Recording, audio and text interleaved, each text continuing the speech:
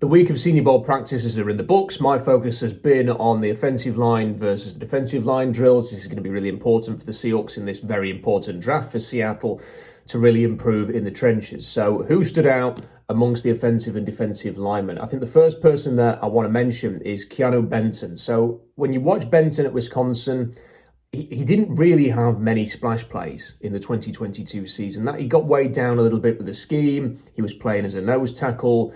And although he had some real flashes on tape and you could put a nice little 2-minute highlight video together, he wasn't this consistent force who was breaking into the backfield, having a lot of tackles for a loss, impacting a lot of quarterbacks. When you actually watch him at the Senior Bowl, he almost looked like the complete defensive tackle. He's got decent length, plus 33-inch arms, proportionate size for a defensive tackle. He's got a good, strong lower base.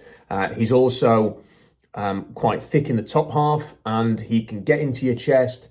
He can drive you backwards. He knew how to disengage. There was numerous occasions where he would get into the pads, latch on, sort of win with that initial leverage, and then rip through and swim into the backfield. And the way that Benton played, I've got no doubt at all that he's going to go in the top 40. There aren't enough players like him in the NFL for him not to go in that range. Now, he's got to go to the combine and he's got to test well. He's got to do some explosive testing, a decent 40, which could be, if he runs like a 5.00, for example, that's fine. If he's got a 30-inch vertical, if he can maybe jump a 9-foot broad, something like that, then he's got a real chance to go in the top 40. So really impressive player and someone that Seahawks fans need to keep in the back of their mind. I thought Cameron Young had a really, really good week. And no one seems to be talking about him for some reason, the Mississippi State defensive tackle. I thought he was fantastic. He's got 35-inch arms. And there was one play, and we had this all week, that, people kept praising the offensive linemen for winning reps that they actually lost.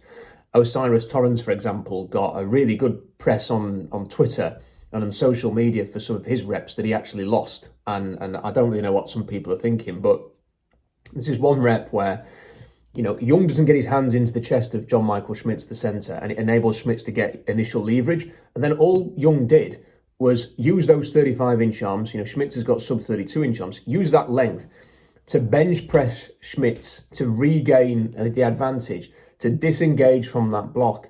And then he just swam through and was away. And Schmitz at the end was like clinging on desperately. He's facing his own goalpost at the end of the center. That's never a good look. And Young staring down the quarterback. And he would do things like that pretty much in every practice. And look, he didn't win every single 1v1, but nobody really does. But that strength, that length, that good size, again, he's a bit like Keon Benton in that he's got a very proportionate defensive tackle frame. I just looked at him and thought, at least a third-round pick. And again, it's gonna make a difference as to how he tests. He could bump up a little higher if he tests well. And, you could be looking more fourth round if he doesn't test that well. But when you are, plus 300 pounds, got 35-inch arms, that'll raise eyebrows amongst the NFL scouts. So I thought Cameron Young, disruptive all week, and has been very, very impressive. So he's somebody that I would sort of highlight as having a really good week. Probably the obvious star, the person who's had the best week of all, is Adamaware, or Ade, as Jim Nagy called him when we did our interview. It just every single day he was doing things that were fantastic. And you could see, with a lot of his reps, what would happen is he would win a rep. And then some of the shots that I was watching from Mobile, you'd have all the defenders stood behind the defensive lineman who was rushing, and then all the offensive linemen on the other side of the field. And the number of times that all of the defenders were like celebrating and jumping and going to high five with Ade after he'd won another rep, it was over and over again. And he'd get in there. He could drive you backwards. He's like 6'1", 280 pounds, so he's got low center of gravity, but then got 34-inch arms. So he was naturally lower than everybody else, and then could drive upwards and kept driving into those pads, getting that leverage, driving offensive linemen off the ball. Jarrett Patterson at Notre Dame got absolutely demolished a couple of times by Ade just because of that, because he can get into you. He's got a fantastic lower base. He looks explosive. I think he's going to test very well there. The expectation is he's going to have great agility testing as well. And he could, and that was the other thing that you saw, he could get into you, win initially with power, but then he could disengage with that length and then it just explode to the quarterback. I thought it was a fantastic showing. And if he's 280, 285 in that kind of range, he isn't going to be an every down starter in the NFL. You know, he's a bit of a tweener in that regard. But as someone, I was sort of looking at it and thinking, if you need someone who can sort of fit in certain downs, who can go and make a play, who has got the sort of the physical profile to sort of be impactful, then he can do that. And there are lots of players like him. Keon White's one of them, similar size. Tui Tuipulotu at USC, you know, Lucas Van Ness. You've got players in that kind of range who are sort of tweeners. You know, they're not edge rushers, but they're not defensive tackles. I don't know how some of these other players are going to get ahead of him when it comes to the final grading because of what he showed here. I mean, it was men against boys stuff at times, and he was fantastic. And the way that he was playing there, it's very easy to imagine him going in the top half of round 2. And he would probably go higher if he was just a little bit taller or maybe even a little bit bigger, so that you could fix him into a specific position. So I thought he was very, very good. You know, I've mentioned Keon White. I thought that Keon White was decent. You know, he was decent, but I think that maybe there was a little bit too much online. I think people were getting a bit carried away, because when you watch a 290-pound defensive lineman rushing the edge like he was doing and looking really quick and swift and attacking that edge and getting to the arc very quickly, it doesn't happen. It's rare. That is a rare skill that he has. What he didn't do enough was, when you get to the edge as quickly as he can at that size, convert speed to power. You know, I'd have loved to see him go outside and drive into a blocker and knock him off the feet, because he's got that potential, and he never really seemed to do that. And when he did try to engage the tackles off the edge, he would usually just run into them, and then he was getting stoned quite a bit. So I didn't think he made the most of his physical profile, and I think that he's somebody who's clearly got massive, massive physical talent. I mean, look at the guy can cover Kenny McIntosh on a wheel route. We saw that against Georgia, but I look at him and think, yeah, great athleticism, a lot of potential there. Needs a lot of technical refinement, needs to work out how to get the most out of his skill set in this kind of setting.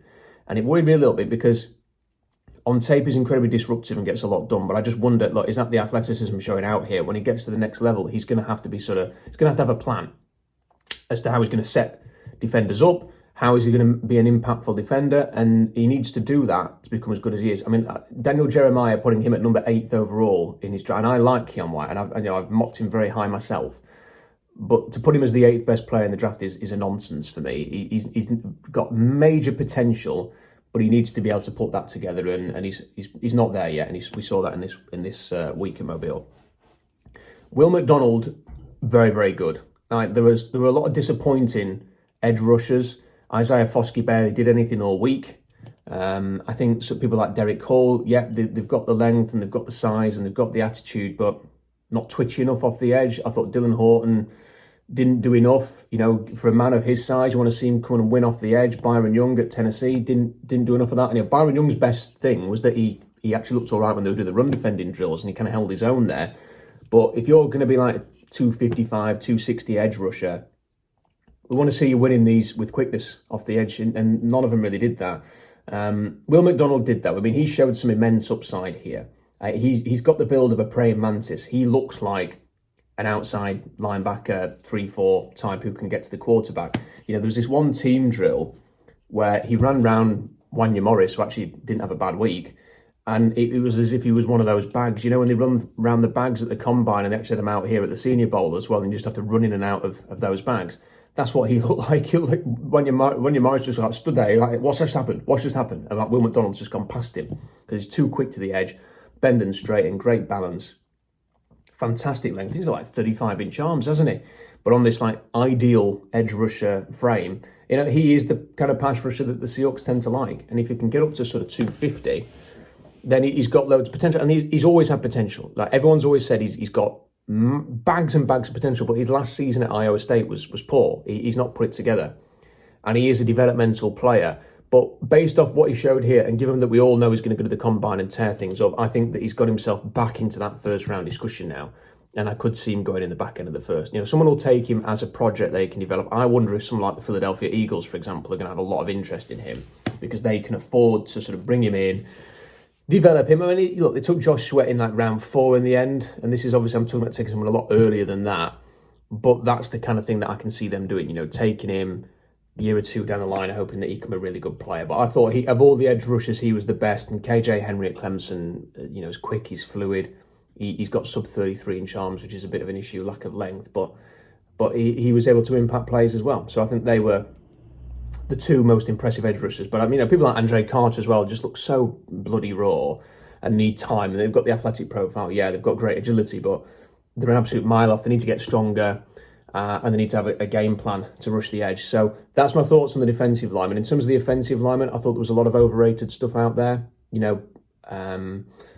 I saw Cody Morg being praised an awful lot, but I thought he was hit and miss. There were a lot of reps that you don't see that weren't published on Twitter of him actually winning and being stronger than I was sort of giving him credit for on the blog and holding his own.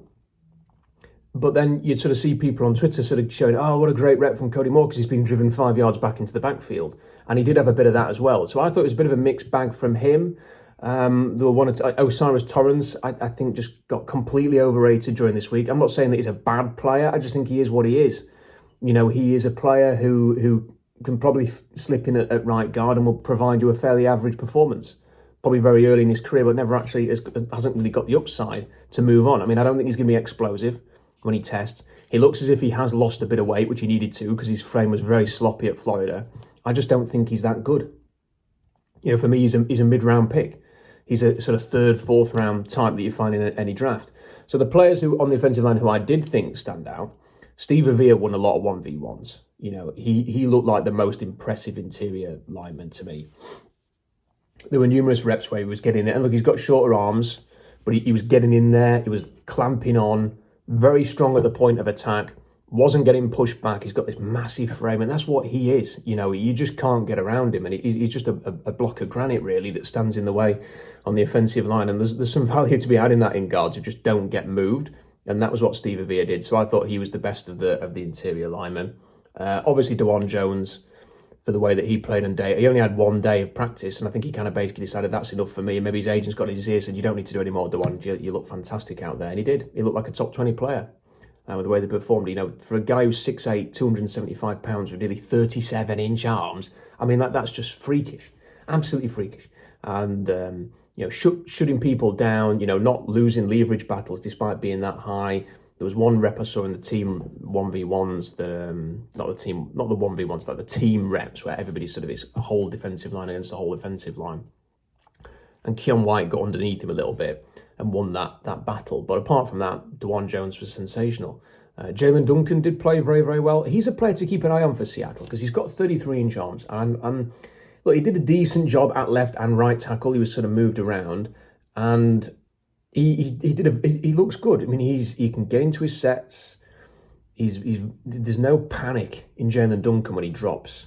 He's always in control, and I do like that about him. And he had a very polished, good week. But when you have 33 inch arms and you've got his size, he's a bit. I think it may even be like 298 or something like that. To me, his future is at guard, and Seattle's system is.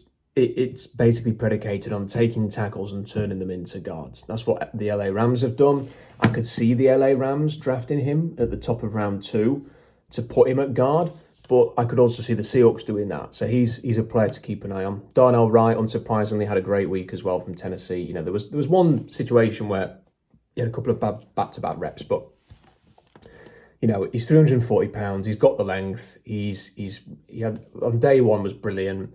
I think he's going to be a top 25 pick for sure. So, I thought he was very, very good. So those are the players really that I thought shone on the offensive line and the defensive line. I'm looking forward to seeing the game and seeing if anybody can really stand out there, because there's always a chance to look at an edge rusher who maybe had a bit of a quiet week, can come into the game and have a couple of sacks or really stand out. And there's 1 or 2 players who probably need that. Like the press love Isaiah Foskey. I've got him in round 3. I just think that he's the kind of person who needs to come into the game and leave an impression, because I just think he's a middling player.